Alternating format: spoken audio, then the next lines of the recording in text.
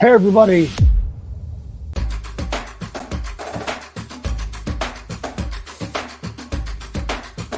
Welcome to the CFBDynasty podcast with hosts Matt Knowles, Brian McElfresh, and Doug Gravely.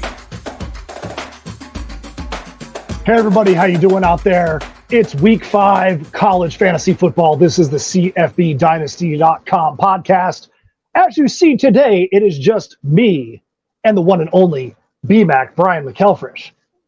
Brian, you ever go and play pool and, you make a bet and somebody wins? They're just like, I win, I'm out, and you don't get a chance to go get your money back? Yes. That's kind of how I feel right now. Doug Gravely decides he's going to go win our CFB Dynasty host battle on DraftKings. He wins, and then he dips. BMAC, where is Doug? Why is he not here? Well, he's traveling with his dad for a funeral, I think, in North Carolina. So he'll be back, though, I think, for our Saturday morning DFS show. But, yeah, he'll be back. He's just on the road. I guess that could be an excused absence right there, man. That's a good enough reason. It's not him getting a pedicure or something like that. This is a real world situation, so I can roll with that. Yeah, funerals would be acceptable. Wedding also would not be acceptable. No, I mean, if it's midweek, at least it's not a Saturday, right? Yeah. So, first things first, I got to just say it. I was wrong. I said Shedeur Sanders. I'm going to roll with him until he gives me a reason not to roll with him. I felt like everybody saying that game was going to be a beatdown was just seemed ridiculous, that it was going to be the beatdown the way that everybody was saying. When you have two teams in the top 20, there should never be a beatdown. I mean, I guess I should have remembered back to the college football championship last year to say two good teams can get beat down, but I was wrong. We tried to warn you. We tried.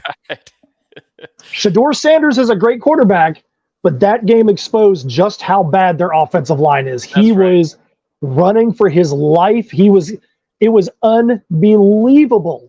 I mean, their offensive line was so bad. I don't know if you remember back in the day when the Houston Texans were so bad that they would have David Carr doing commercials and he would have like no offensive line in the commercial. Like they were mocking just how bad their own team was. That's how it felt. I mean, Colorado, who looked like they could do no wrong for the first few weeks of the season, just got epically beat down. Unbelievable. What do you think the fallout from that game is going to be? Do you think that Colorado is going to be able to recover from that kind of beatdown? Or do you think that that's just showing that there was some stuff that needed to be exposed and Oregon was the team to expose them? Comment from Nick there. Doug's fan club is here and disappointed. Oh, that's funny. I know, like, following recruiting, as far as Oregon goes, their D-line is really good. They've got a ton of talent there. So it was just going to be a mismatch all the way. You've been able to see that a little bit with Colorado and their rushing trends, not being able to get any push or run the ball. And like we talked about early on the season, Dylan Edwards, the freshman, breaks out his first game. Colorado gets the upset win against TCU, but he did it with 3 receiving touchdowns. And it's really one of those things where it's that kind of stuff isn't reliable. You can't rely on that from week to week. So what you're looking for is, targets, yards per carry, attempts on the ground, all that stuff. We value more than touchdowns, which is weird. Or it seems weird to a lot of people, but yeah, that's just really how it is. And Oregon's D-line, it was just such a mismatch on the line of scrimmage, Oregon's D-line and O-line, that it just wasn't going to be a game. So I know this is college fantasy, but I mean, we can't leave this segment without talking about which beatdown in the state of Colorado or against a team in Colorado was worse. Was it Colorado losing to Oregon or the Dolphins putting the historic epic beatdown on Denver 70-20 the next day? Which one do you think is going to be harder to overcome? The Broncos beatdown or the Buffaloes beatdown? Well, as far as the Broncos go, it gets a little easier this week. They play against Justin Fields. So I would say it's going to be easier for the Broncos to get over it, even though that was the more impressive beatdown, in my opinion, was the Dolphins. But man, I think we'll see Shedeur get back on track this week against USC. And I think they'll put up some touchdowns, and I think it'll be a little closer than the 21-point spread that we see, because USC is going to get tested for the first time really on defense, and they haven't looked incredible yet. They gave up 21-24 to Arizona State last week, who got shut out by South Alabama or whatever the week before. So it's going to be a better game. I think they'll come back. They're not going to win against USC, but Colorado will look a lot better and startable for sure. Shedeur Sanders and Xavier Weaver, etc. If he's healthy. I know he's cool. All right. So with that being said, want to have a quick topic of discussion to get things started off today. Trades in fantasy football. They can make or break a league. They can get people excited. They can see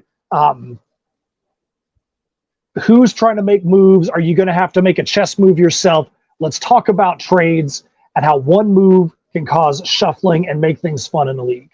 So last night, Sean and I made a trade in the home league. I traded for, he started out 0-6, and he's been kind of unlucky with some untimely doubleheaders, some close defeats where his team put up some points. And when you're 0-6, your odds at making the playoffs are pretty minimal. So he would have to really have, close to perfection the rest of the way already, which really stinks. So in a league like ours where there's a pro side, it's common where you see one of these guys at the bottom start trading their expiring assets or potentially expiring assets. So like I traded Jordan Curley, who I still think can be really good for SMU. Like, he didn't get his first catch till the fourth quarter. It's really surprising. I spent a third-round pick on him in this past draft, packaged him with a third and a fourth in next year's draft for Torrey Horton. Then what's fun is the domino effects fall. You start seeing everybody update their they're on the block, and they're on the blocks, and other trades are happening or starting to happen. It looks like we'll have some more in the league as people try and position. In our league, if Mike Dillingham makes a move, or in the past, if Danny's team is hot and he makes a move, or whoever, Mike Davis. Or if you see Mike Davis and William Dong make a trade 2 to 3 times a year, and you have to go watch it and make sure they're not colluding. Right. But then that's when everyone else is like, okay, maybe I need to bolster my roster a little bit, make a move. And that part is always fun about leagues. I think when you have a good, healthy amount of trades, you don't want to be trading like a bunch of stuff every week. But a healthy amount of trades is so great for a league. So we'll just take this question a little bit farther. As somebody who runs leagues, or somebody that's at the leadership of leagues, is there a point, when do you think a commissioner should step in and address a trade, whether it be in just a seasonal fantasy league or in a league like ours where you've got multiple components, college, pro, draft picks, and you've got the full dynasty effect going on? When do you think a commission should step in, and when should he back off? Oh, that's such a hard thing to answer, because our league, for example, these people have been in the league, the majority of them, for 15 years, and they're not just going to quit next year after they have a terrible trade or whatever. So it's hard, but there's still bad trades that happen in our league. Man, that's tough. I would kick that and kind of defer to you on that front. What do you have to say? So I feel like it's easier in a seasonal league, because in a seasonal league, you have to be able to take a look and say, are both teams benefiting from this trade in some way, or do both teams think they're benefiting from the trade in some way? It could be a bad trade, and somebody might really covet. Like in one of the leagues we're in, dude loves Pittsburgh, and we always bust his butt about if you've got the fourth string, Pittsburgh Steeler wide receiver, you might be able to make a trade with Will. He's gotten better with that over the years, but he really covets those players. So he might make a bad trade, but it's for somebody he really wants. I think that the line draws when you can tell that somebody who's out of it or somebody who's on the bottom end is like, I'm just going to shovel my players to somebody else to help them win without getting a benefit now. Yeah. Because if you can't look at a trade and see a benefit, then, for both sides, then you feel like it's two teams playing for one championship. One thing for us in our very complicated college to pro league is not only do we want to see if there's a value for both teams at the same time, we want to make sure that one team, that it's not like team A and team B, and team A is shoveling a bunch of greatness to team B right now, and then later on it's going to be like the reverse. Next season I'm going to make sure I shovel stuff back to you. We try to make sure that there's not that stuff going on, so that way it doesn't negatively impact the other 10 teams in the league. Right. So, yeah, I agree. But it's tough. It's tough because, like you said, everybody's been in the league for like 15 years. Now we just have to make sure that there's not that long-term collusion in leagues, say like the CFB Open. That's where we have to just make sure there's not something that's foolish in the short term. Yeah, for sure. All right. Well, I know we've got to go into some news and notes here. Anything else on the trade reaction before we move along? No, I think it was interesting. I think your trade was interesting, and this is one of those things where in our league, you are one of the two guys that amass an absolutely stupid number of future draft picks. I don't understand why people want to trade all their future draft picks to you and to Mike Dillingham, but you had extra stuff that you probably weren't going to need next year, so you might have been able to overpay to get that one guy, but that's fruits of your work previously to have additional picks that you have to be able to go and get those guys that you want. So kudos to you.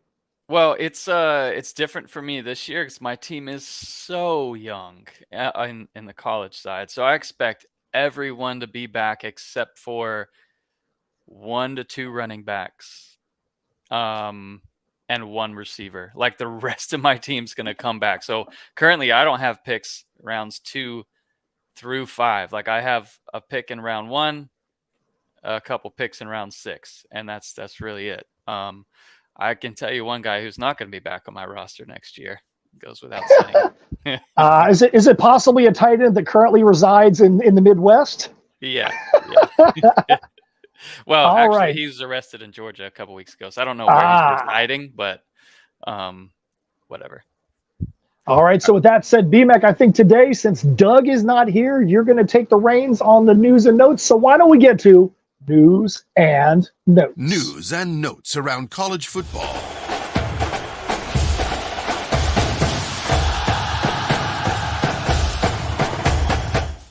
All right, we're going to start with JT Daniels at Rice. He did not practice on Monday and is basically questionable this week. We've got Jalen Conyers back. If you didn't see, he had 5 catches, 71 yards. He was like super hyped up going into the season for Arizona State. And I think he'll take over. Between him and Badger will get the most of the targets, but I would look out for him to be super cheap in DFS. I haven't checked his number this week yet, but definitely someone I'm going to watch going forward. Gage Lavardian, Miami, Ohio receiver who just busted onto the scene in fantasy this year.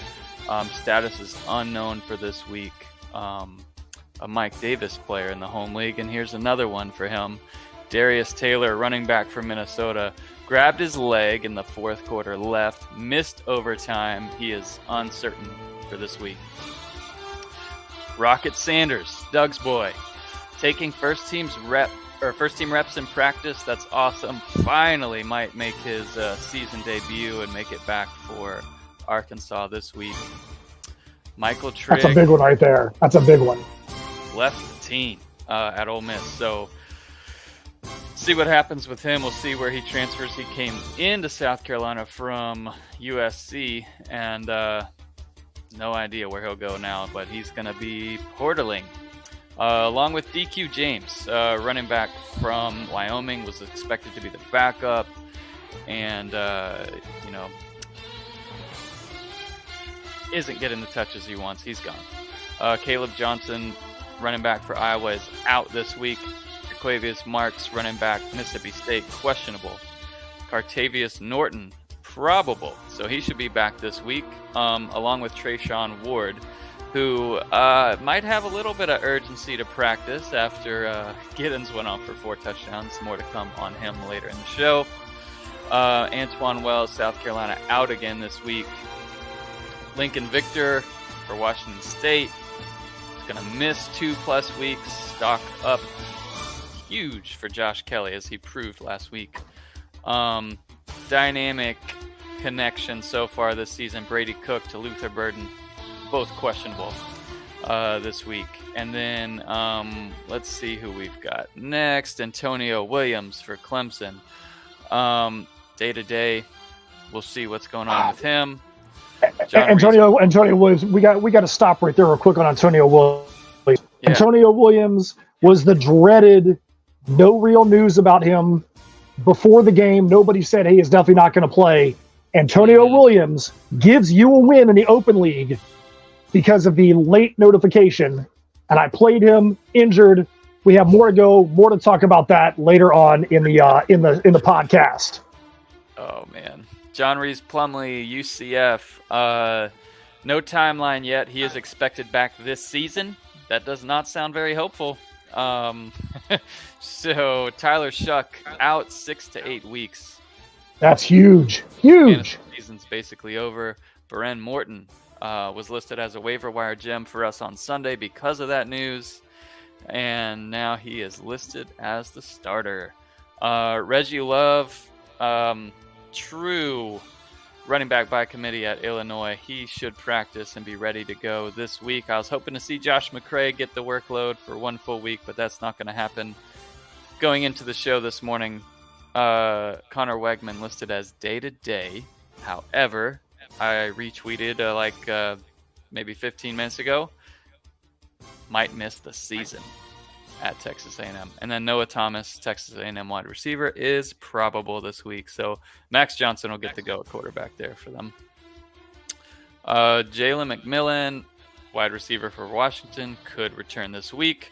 He's basically a game-time decision again, like he was last week, and didn't play. Aiden Robbins, running back BYU, out a few more weeks. Joe Milton, his knee is good to go. His accuracy, though, is always questionable. Would love to see Nico Iamaleava there. And then last one, Tony Mathis, running back for Houston, expected back this week.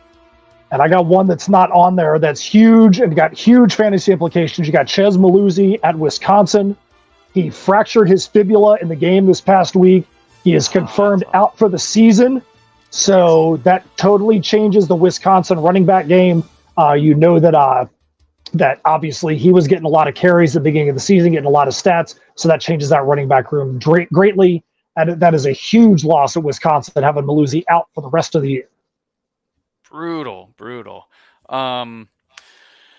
Real quick, as we go on to the matchups and stuff in week 5, man, we did hit 200 subscribers on YouTube. We do a terrible job on shorts and asking for this kind of stuff, but thank you for all the just natural additions. If you like, subscribe, that stuff helps. Appreciate it a lot. Way more to come. We've got a lot more planned on the show, a lot more planned on rankings, tools, and things coming. So excited to kind of just take this journey with you guys and have some fun. But what are you looking forward to? Like B-Mac said earlier, we've been playing in this league, in the home league, for 17 years now. Is that what it is? 15, 17 years. And we're in this for the long haul. So we're glad you guys are in here now. You first 200 subscribers, you guys are in for the long haul. You guys are OGs with us as we take this journey. That's right. So all right. So I think we've got Yeah. some mayhem coming this week. Listen to some of these matchups. Let me know. And I did find myself last night, by the way, craving some Tuesday night action. But we'll get that hopefully soon enough. Louisville at NC State. You know, those night games where you're the prime game, they can be tricky. Yeah, and it's such a weird scheduling quirk. You rarely see a team in the Power Five, ACC, SEC, anything like that, getting back-to-back Friday night games. So this is going to be the second week in a row NC State is playing a Friday night game. Hopefully they can have a better performance than they did last week. Last week, they needed not one, not two, but 3 15-yard unsportsmanlike conduct penalties in the last 36 seconds of the game to beat Virginia. Hopefully that's not the case this week for NC State. You got to have a better performance against Louisville. USC at Colorado. Now, at Colorado, USC, I think that's USC is going to handle their business there, but I think Colorado will keep it close. Clemson at Syracuse, coming off of an overtime loss. They already have another loss in conference to Duke. That one feels a little tricky at the Dome there. It does. I think Clemson is going to be able to get the dub. However, if they have a chance to have another team, I mean, Syracuse was great last year. Syracuse should have won against Clemson last year. They had just some really unfortunate circumstances at one point in that game. But Syracuse came out to play it. They're obviously not the same team this year that they were last year. But I do agree. I think that could be one of those games. And if we see Syracuse on top, not going to be too surprised at the end of the weekend. Now, Texas can't look ahead to the Oklahoma game. They've got Kansas coming to town this week, and Kansas has given Texas some trouble in recent years as they've kind of had their ascension back into college football relevance. So a little tricky there. Kansas is really good. How about Georgia at Auburn? Georgia hasn't looked great yet. Auburn, is terrible throwing the ball. So they're going to switch things up for sure against Georgia. Got Florida at Kentucky. Kentucky is the small favorite there. That one, hopefully for me, Florida's able to kind of turn the recent trend of losing to Kentucky. LSU at Ole Miss. Could see another SEC West team lose there. I think Jackson Dart is ready and primed for a huge game as they host. LSU has been terrible in the secondary. Yeah, then you got Notre Dame at Duke. Notre Dame versus Ohio State was the most watched game in, was it 20, 30 years? Oh, I didn't see that. On NBC. The ratings were unbelievable for that game. And I feel like that game, Notre Dame is going to go in and they're going to have a beat down on Duke. That doesn't mean Duke is not a good team. I think that Notre Dame is going to be mad at themselves for the way that Ohio State game ended up. At the end of the game, Notre Dame only has 10 men on the field, not once, but twice. 10 men on the field on a goal line stand against Ohio State to lose the game. That's one of those things that is probably eating at every single person in that locker room. And they're going to have, they're going to be ready to go out this week and prove that they are not the team to put 10 men on the field to lose against Ohio State. They're going to say we're the team that's gone out there and beat down people the rest of the season earlier. Yep. South Carolina at Tennessee. That one is a tricky one. Bama at Mississippi State. Now, Mississippi State, they're tough with the Cowbells at home. They have only, I think, 3 juniors in their starting lineup in offense and defense. The rest are seniors, so that's going to be a tricky one for Bama there, but a great defense and a good running game travels well. And then Washington, who's been incredible so far this season, at Arizona. This feels a little tricky too there. A lot of tricky matchups. Could see some weird stuff this week. Feels a little tricky there, but I do think that Michael Penix he has proven that he is definitely in the conversation at the top of the list for Heisman Trophy candidate. The kind of stuff he's been doing this year is incredible. And I think he's going to be able to carry his team in that one, even though they're playing at Arizona. All right, so that's the tricky matchups this week. As you see, we are deep into conference play because pretty much every one of those games we talked about is a in-conference game that's really going to start showing who are the contenders and who are the pretenders this year. So, BMAC, you said you want to go take a quick look back at our reactions from Week 4. What else do you want to talk about Week 4 before we move forward? Yeah, really quick. We covered Colorado. We covered Ohio State. Your boy Genty, man, he just continues to prove to just be the man. And beyond winning that battle as the top running back for Boise, he's top 5 in terms of reliability as a fantasy running back so far. Yeah, I feel like, as somebody who's been an Ashton Genty shill for his entire career, I get a little nervous, not about how he's performing now, but I'm like, he gets so many touches every single game. As a running back, you can only do that so often, and you can only do that for so long. So is he gonna be able to make it into the pros and have a long career? Or are they going to say, man, you were getting 30, 40 touches a game in college, man, you're beat down, you're beat up, kind of like Jay Ajayi at Boise State. He got so many carries and he only had a few years in the pros. That's my only concern. But right now, as a Genty owner and somebody who's been on the Genty train for years, I love seeing it. And then last but not least, Dante Moore didn't quite get the breakout performance we hoped. Not that he was terrible, but I gambled on UCLA to get that win, and it obviously did not happen. So more to come from Dante Moore. I think he'll prove to be one of the best quarterbacks in the game. If not soon, then later on this season. Love UCLA. So that's really most of the reactions. Obviously, the top performances from fantasy last week. Jack Plummer from Louisville. He's someone I had my eye on for a long time at Purdue. And he's with the same, coach now, killing it at Louisville. 63.6 points was our top fantasy performer last week. Jordan McLeod from James Madison at 58, and then QB3 was Cam Ward, 54.5 points there. Some great performances, obviously. DJ Giddens coming in at running back 1. And this is where I wish Doug was here to kind of claim the credit. He was listed as a great streamer last week, and he was the ultimate streamer with 4 touchdowns. What a game, 57.8 points. The third biggest performer of the whole week, and running back 1. Jawar Jordan continues to be super consistent for Louisville, and we'll see if NC State can slow him down on Friday night. 44 fantasy points, and then RB3 Cameron Scatterbo, 42. And then this one really shocked me. Wide receiver 1, Bryce Kurtz, Northwestern. Yeah, that's that is shocking. That is shocking right there. It won't happen again this week. They play Penn State, so not going to be a streamer for sure. But 43 points last week, and then Rome Odunze, 41 for Washington, of course, and then Washington State, Josh Kelly, 40.9 points.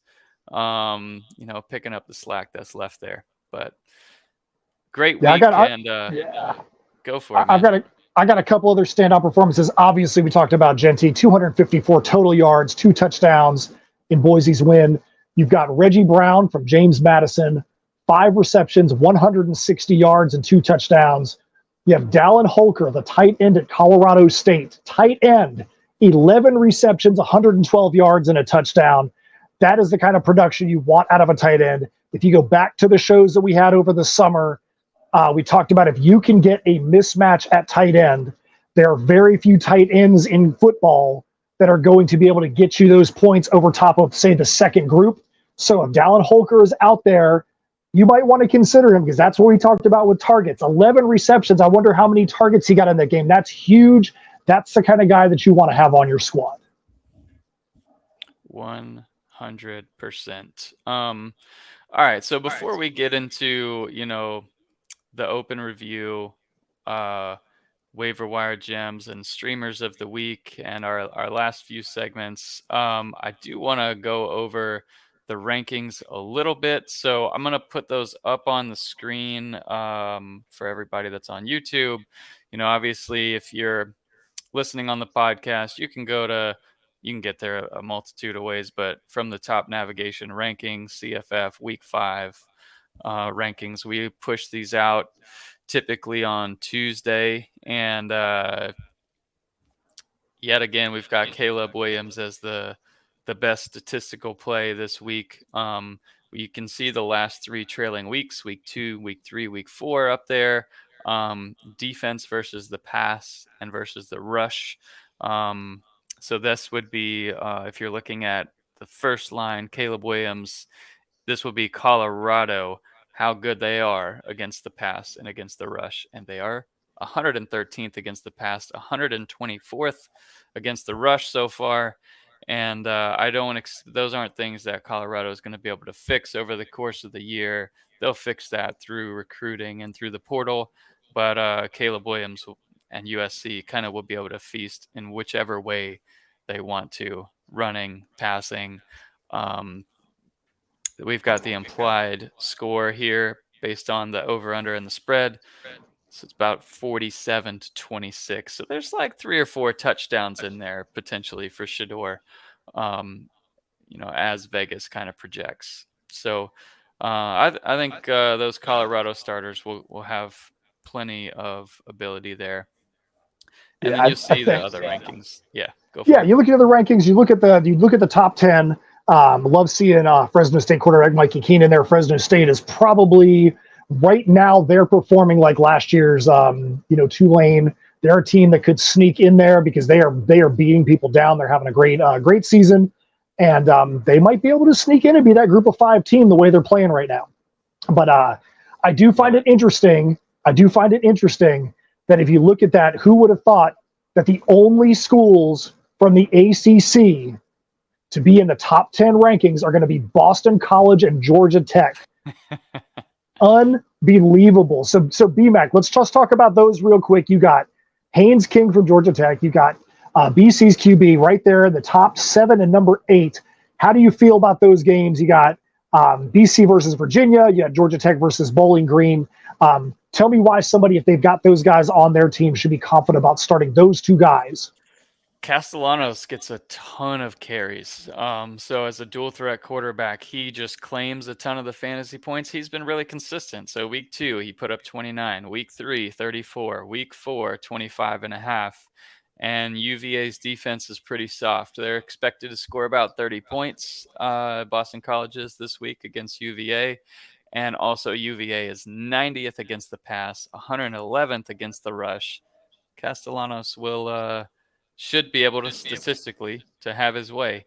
And then Haynes King, another dual threat guy for this time for Georgia Tech. It's one of the non-conference matchups. So he's not going to have a matchup this favorable for a while. They've got Bowling Green this week coming into Atlanta, and they're projected to score about 38 points. He's been averaging 36 fantasy points a game, so I'd expect that average to play out to where he'll be statistically should be in the 36 fantasy points or plus that amount this week. All right, B-Max, unless you have something else you want to talk about with quarterbacks, let's move on to running backs. And I think that running backs, it's interesting because you go to our preseason and we talked about how there were certain conferences and that would show in the quarterbacks versus running backs versus wide receivers. You look at running backs this week, and there's very few Power 5 running backs in the top 10. Most of the running backs are from Group of 5, but that's also because we're not getting into conference play. So most of the running backs are playing against defenses that are on the caliber of the rest of their team. So is there anybody in that top 10 that you really want to point out? Well, I mean, I think that trend's just going to stick. Like Corum is not really he's not been bad, but he hasn't had to play much. Michigan's played nobody yet. So I'd expect Corum, as the competition gets better, for him to actually perform better. But some of these other guys, like Marcus Carroll, has been incredible this year. I expect that to continue. The one of the guys that's been a breakout that I wanted to call out is Jonathan Brooks. He's won and held that Texas running back job. He's a feature player in the offense, gets a lot of looks out of the backfield as a pass catcher too. He's been super consistent. I think his smallest output so far is 12.5 fantasy points. And he's got a really high ceiling, as Texas is projected to score a ton. Yet again, this week, they're projected to score like 40 points against Kansas at home. So you love that. One thing to note, too, is Darius Taylor. You'll see him listed there. He is questionable. And as of, if they're questionable, they'll be ranked highly, but that's something to monitor as it gets closer to game time. So I think there's two quick things I want to point out on here. At number 2, you've got Genty. At number 4, you have Blake Watson from Memphis playing against each other. So basically the rankings are saying that is a game where both teams cannot stop the run, because you've got 2 guys in the top 4 playing against each other that are in the rankings. The other thing is, I feel like Marquise Irving at 9 could be the guy that at the end of the week could be the number 1 statistical guy, because he's playing against Stanford, and Stanford has been historically terrible for Stanford. The way they're playing, the kind of games they're losing. Oregon, after going and beating down a team like Colorado last week, Stanford is a shell of the Stanford teams that we used to see. I think he could have a historic day for him in that game. He could, but they don't run him enough. So he's averaging 18 points a game, which is great. But then if you scroll down, you'll see Jordan James, who's averaging 15.5 fantasy points a game, ranked as the 35th best start, even though he's not even the starter. So if he was to get the amount of touches like a Rasheen Ali does, he would be ranked higher for sure, because it is a great matchup, like you said. They're projected to score about 44. Oregon is this week. All right, so let's move over to wide receivers. I'll make a quick point here in the top 10. Eric Brooks from Fresno State in the top 5. I can tell you, going into the season, I don't think that anybody expected that there would be a Fresno State quarterback, running back, and wide receiver all in the top 10 in the same week. That's pretty impressive to me that Fresno State has got a guy in every one of those categories in the top 10 this week.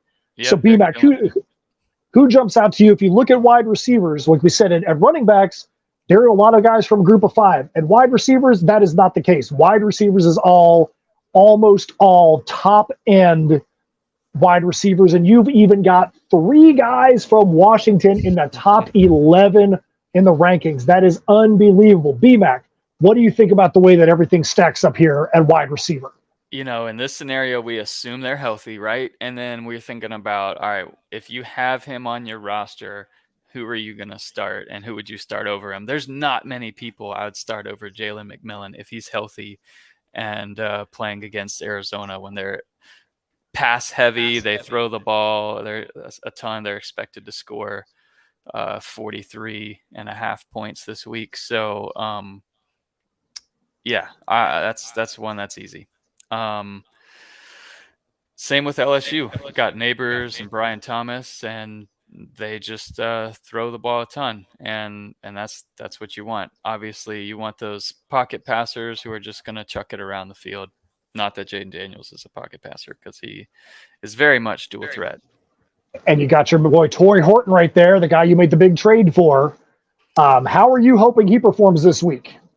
It's a little sketchy playing against Dixieland, whatever that stands for. So he's put up. It stands for beatdown. Right. So yeah, you're just hoping for a first half touchdown, really, and then as Colorado State has better matchups, when he's going to play the full game, that'll be nice. But yeah, I expect them to keep the passing game going. They've got the quarterback change a couple weeks ago that's kind of worked out, so they're going to want to get him flowing along before they fully go into all conference play. All right. So is anything else you want to talk about the rankings before we go to our open league review? Xavier Leggett, maybe.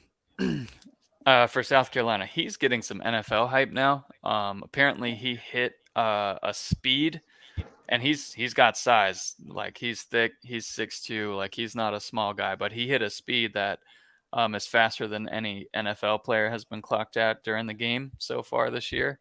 Well, clearly, that means the Dolphins are going to want to be drafting him since they have like the 4 fastest players in the NFL right now. That's right. That's right. And they'll probably get him in like the 4th round, maybe. But anyways, yes, there's some hype around him. And, with I forgot his name. We talked about him in the opening news and notes. Wells. Since Antoine Wells is out, Leggett's the man. He's averaging 24 fantasy points a game. I've got him currently ranked too low. He needs to move up with the Wells news. 40 points last week in fantasy, and 10 the week before that, 22 the week before that. So not only has he been outstanding and kind of shown the ability to break out and get a huge game, but he's also been consistent with a high floor. So that game against Tennessee, expected to be a shootout. Love Leggett in that game.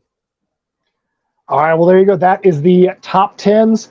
Obviously, you probably need to know a lot more than about just the top 10. So do not forget to go up and subscribe to CFBDynasty.com so you can get the full rankings and have the full ability to be able to have a leg up on your competitors and hopefully bring home that championship.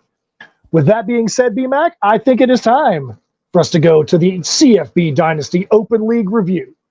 Let's go. No drop for this one yet. We'll get one by next season for sure. But yeah, what do you have for us on all this right, one?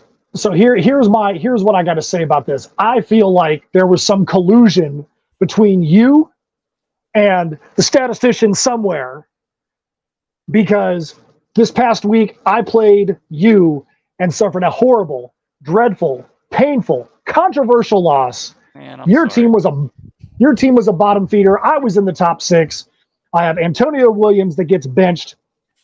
My team lost by a gut-wrenching 0.08 points to BMAC. It's brutal. Think about that. Think about what that means. That means my team lost by less than a yard. This is how close that game was.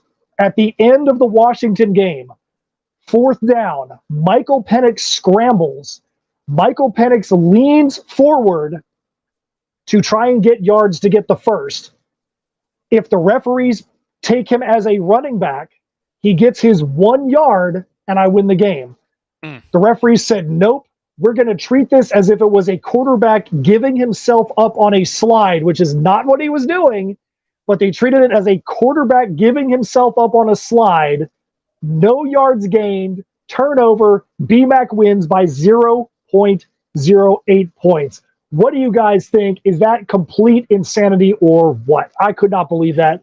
BMAC does not need any help from the statistician gods to get dubs. Oh, that's crazy. It's always sickening to have those stupid defeats. I'd much rather get beat down. That being said, it was a great week. Oaktown 5-10 is still going berserk. He is undefeated. He is far and away the best team in the league. Will anybody be able to take him down? He has got 112 points more than anybody else in the league. Shout out right now to M. Brooks, to my Balzac Ertz, Saucy Dossie, Jay Petkoff, and Steelers Pride. Those right now are the 6 teams that would make the playoffs. I am 1 spot out at 5-3 after suffering that controversial defeat to BMAC. But BMAC and Doug, after starting the week in absolutely embarrassing 20th and 21st places, both snuck out a win and have now vaulted all the way to 18th and 19th respectively. BMAC, what do you think about being in the top 20 now in the 2014 league? Well, I've been not aggressive enough on my bids. Every week, I'm just slightly too low on players that I bid for in the waiver wire. So I'm gonna start overpaying. I think here for people, it's getting to a point of ridiculousness. But yeah, I learned that early on that I tried to be conservative in a couple bids, and I was like, oh, I'm gonna go a little bit high on a specific player. Little did I know that was not anywhere near what somebody else was going to bid.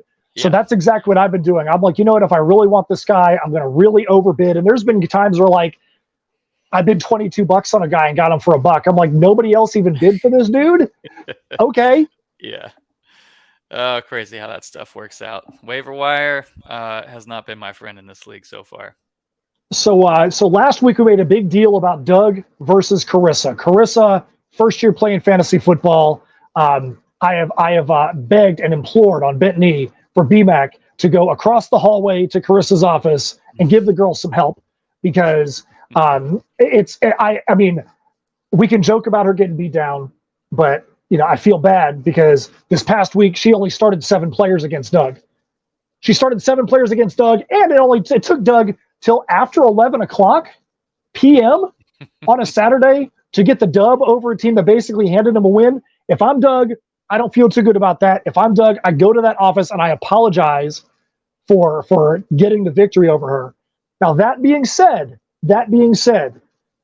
Carissa, no wins. She's 0-8, 763 points. Shockingly enough, she is not in last place.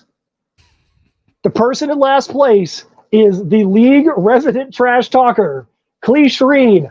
My boy, how can you be behind Carissa? You are behind her by a point. The way your team is scoring, it might take you 3 weeks to be able to make up that difference. But Clee Shreen, come on, man.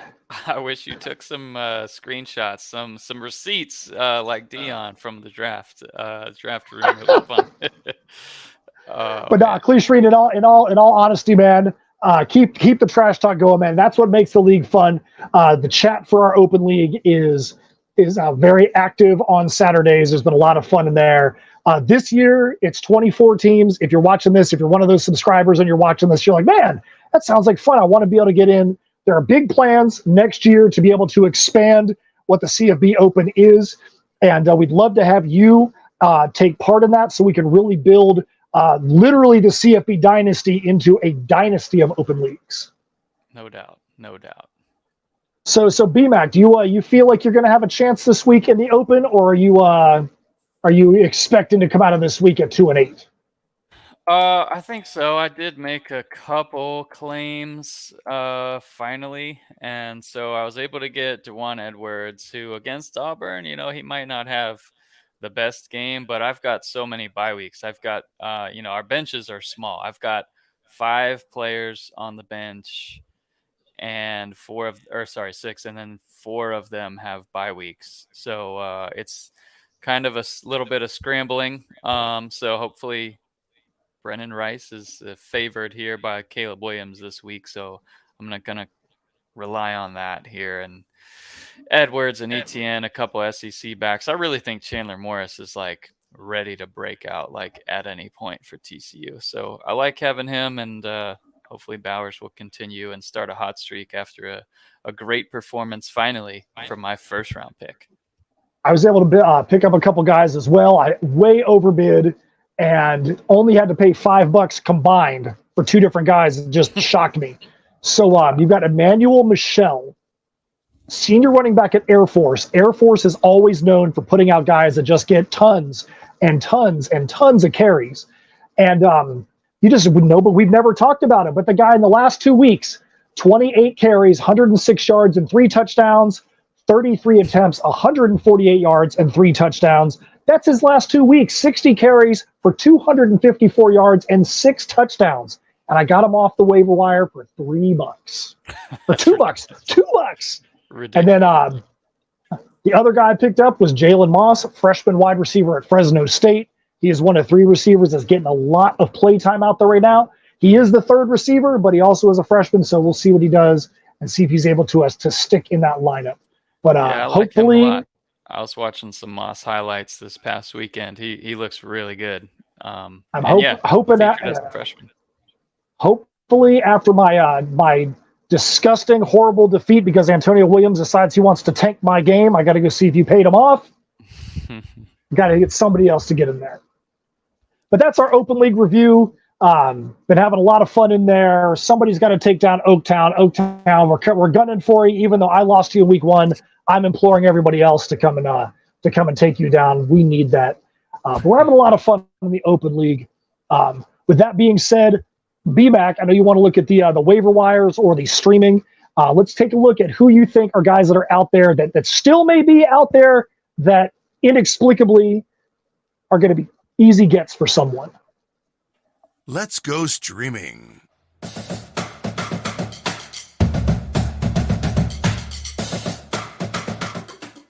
We've got a guy we talked about earlier, Xavier Legette, South Carolina, available in 49% of leagues. Also on Devy Watch now for sure. Braden Fowler, Nicolosi, Colorado State quarterback. He's still available in 94% of leagues after he took over the starting job. He's averaging 26 fantasy points per game, playing against a trash opponent this week. And then Thomas Castellanos, we talked about him earlier too, quarterback for Boston College. He's available in 81% of leagues, averaging 44 fantasy points per game. Ishmael Mahdi from Texas State, breakout last week, still available in 95% of leagues. So if you want to see if he's going to continue or start a hot streak there, he's a great option that you can throw in your flex. And then for defense, Rutgers, available in 96% of leagues. They're playing against Wagner this week. So their defense has been solid. Had a tough opponent last week against Michigan. So I'm sure they were dropped in most leagues where they were rostered, but now available against Wagner. So Ishmael Mahdi is an interesting one. Actually, I did try to pick him up in the open league as well. But if you look at Ishmael Mahdi, you talk about a breakout, you're not kidding. In the first 3 weeks of the season, he had 15 carries, and he had a little over 180 yards rushing and 2 touchdowns. Last week, 21 attempts, 216 yards, and 2 touchdowns. So last week, he did better than the rest of his season combined. Texas State has been interesting. You thought Calvin Hill was going to get more carries out there. Mahdi might be the guy now. If you're going to have a game where you get 200 yards, he might be the guy who's going to become the 1A running back out there now at Texas State. Yeah, for sure. And yeah, that's it for streamers. And now we can move along to our brisket lock this week. So this week with lock. Doug not here.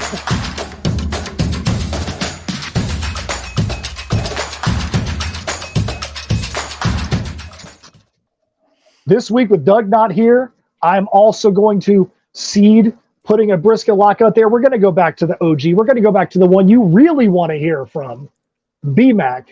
BMAC, who is your brisket lock of the week? Really quickly, our brisket locks did well last week for everyone. So Doug had LJ Martin, 11 attempts, 28 yards as a ball carrier. He is a running back. That's not great, but kind of salvaged your stat line there with 1 catch for 10 yards and a receiving touchdown. Your guy, Matt Pofele Ashlock for Hawaii, 11 targets, 7 catches, 77 yards, a touchdown away from a really great performance. And then I went with Malachi Corley to kind of break out, and he did. 15 targets, 9 catches, 112 yards, and a touchdown there for Western Kentucky, even though that was going to be a tightly contested, not like a crazy Austin Reed 500-yard kind of game. And it was a tightly contested game, but Corley did really well. So for me this week, I'm going to roll with Byron Brown, quarterback, USF. USF's playing against Navy. If you haven't seen Byron Brown play yet, he's a runner and he's really fast. Navy is 98th against the run. So I think we'll see Byron Brown do his thing this week. You know what? I lied. I'm going to give you a brisket lock as well. I think we're going to go roll back just to the guy we just talked about, Emmanuel Michel, the running back from Air Force. He is getting an incredible stat line. He's become the top dog at Air Force as a running back, as a senior. You want, as you said at the beginning of the broadcast, You want touches, you want carries, you want targets as a wide receiver. If he's averaging 30 carries a game for the last 2 games, Air Force runs the ball a ton. That's just what their offense is. He's going to touch the ball a lot. So I think Emmanuel Michel from Air Force is going to be a guy that you can know is going to get a big stat line this week. Love it. We had someone ask about him on the Discord and why he didn't get in the top 50. I just want to see some consistency, because really in that kind of offense, the defense dictates who gets the ball. So we'll see. But yeah, if his hot streak continues, he'll be a great one. And love the pick there. All right, so we can move along to our last segment here. We have a full show on Saturday dedicated to DFS, where we take start-sit questions. We go over multiple lineups and take questions. We had probably 9 or 12 live questions on the show last weekend, and that was great. But yeah, let's go to our DFS host battle, where we unveil our lineups. We haven't talked about it pre-show or anything, and kind of go over who we have selected as we gamble against each other. DFS host battle.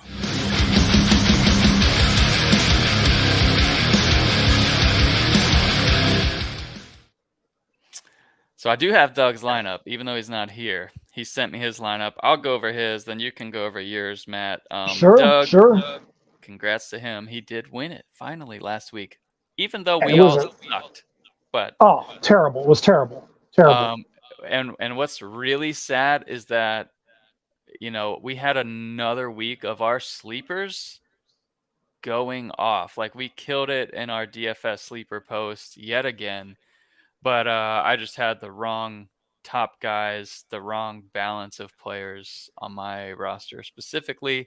But I'm sure those sleepers helped other people win some money. So, and not that I did win actually in the late night games, but the early ones I just didn't have the right balance. It was rough. So here we go. Doug. Quarterback is Quinn Ewers, $8,700, and then at running back, he's gone with Genty at $6,800, a solid price still for someone averaging 35 fantasy points a game in DraftKings. And then Rocket Sanders, questionable to start, but is getting first team reps. He's at $5,600, so super cheap, going against a good D line of Texas A&M. At receiver, Elijah Badger, $5,700. Brock Bowers still at $5,400, and Xavier Worthy at $6,500. Still waiting for that Xavier Worthy breakout, 3 touchdown performance. Hasn't quite happened yet. He's been good week in and week out, though. In the flex, he's got Trevor Etienne for Florida. Kind of oddly used him last week against a UNC Charlotte, but more probably just resting him. And also 3 of the starting O linemen were out. So Etienne should have a bounce back good game this week. And then Samuel Jackson, the 5th, $5,500 is Doug's super flex. Who do you got, Matt? All right. So, this week, I feel bad because I'm going against my boy Shador, and I took the most expensive guy on the board with my quarterback Caleb Williams at $10,500 as my Q. He's one of those guys, especially when you get into those small pools, like if there's like only 4 teams available. He's one of those guys where if he goes off and you don't have him, you're gonna lose very likely. Yeah. But yeah, that was one that was hard not to pick. It's weird they're in this time slot of games for the first time this year. A 9 very a.m. bizarre local time kick. It's ridiculous. Then we already talked about Genty. I think his value is absurd. That you've got a guy that's where he's at that is only $6,800. I mean, that is right now the value pick of the week. My other running back, LaQuint Allen from Syracuse, was at $5,700. And he is last game, he had 20 carries for 104 yards and a touchdown on 3 receptions. He's averaging mid-20s in fantasy points. I feel like that's a value right there for Syracuse. Brock Bowers at wide receiver, I definitely took him as well. I feel like he had a good value. Yeah. Bryce Kurtz from Northwestern at 5,300.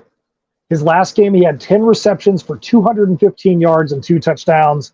I am hoping that breakout game that he had stays, because the rest of the season he didn't do a whole lot. So hopefully that's going to be the value pick of the week. Then I got Sanders from Texas, the wide receiver, who had 5 catches and 110 yards. He was at $4,700 at wide receiver. My flex this week is Will Shipley, a guy that I've got a personal bet against for not going to NC State.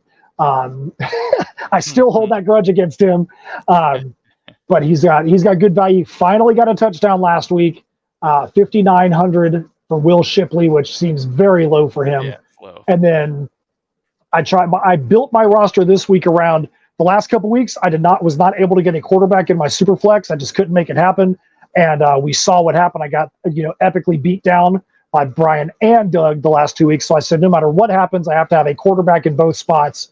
And so I picked Luke Altmaier from Illinois, put him as my super flex.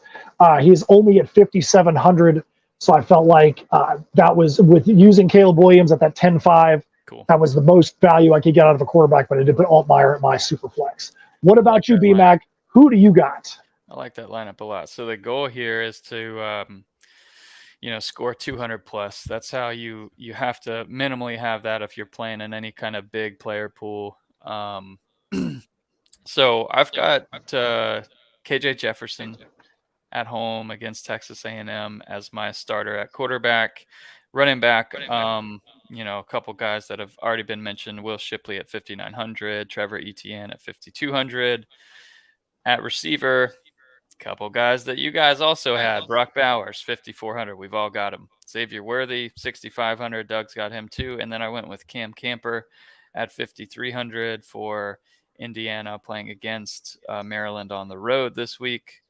And then at flex, I have Isaiah Williams for Illinois against Purdue on the road. And then my super flex is JJ McCarthy for Michigan at Nebraska this week. They really need to have a clean performance after the last couple weeks. So we'll see what happens there with Michigan. But we'll see. We'll see how it goes. I'm excited to report back and whatnot yet again this week. So what do you guys out there think? What do you think about the 3 lineups that we just said? Who do you think is going to be able to bring home that dub based on the lineups we had? I know BMAC will have a post up. We'll have a screenshot showing those lineups. We want to know what you guys think. Let us know if there's any values out there that you think that we just completely missed on. Anybody you think that we've picked that should not be out there. But it's going to be a great college football weekend. We're getting into the actual meat of the conference schedule. You're going to start seeing some of the Power 5 teams putting up less stats, some of the Group of 5 teams starting to blow up, and it's going to make fantasy very interesting. It will. BMAC, will, man. BMAC, you got any closing words before we wrap this thing up? No, other than DFS post will be up on Thursday with all the shootouts of the week, the stack of the week, and all that stuff that we talk about for DFS. And let's get some more of that stuff flowing along. We'd love to see some of y'all's lineups posted up in the Discord. But super excited. Big week ahead. All right, let's wrap it up. This has been the CFBDynasty.com Week 5 College Fantasy Football Podcast. Make sure you like and subscribe. We're going to run that close. We are out.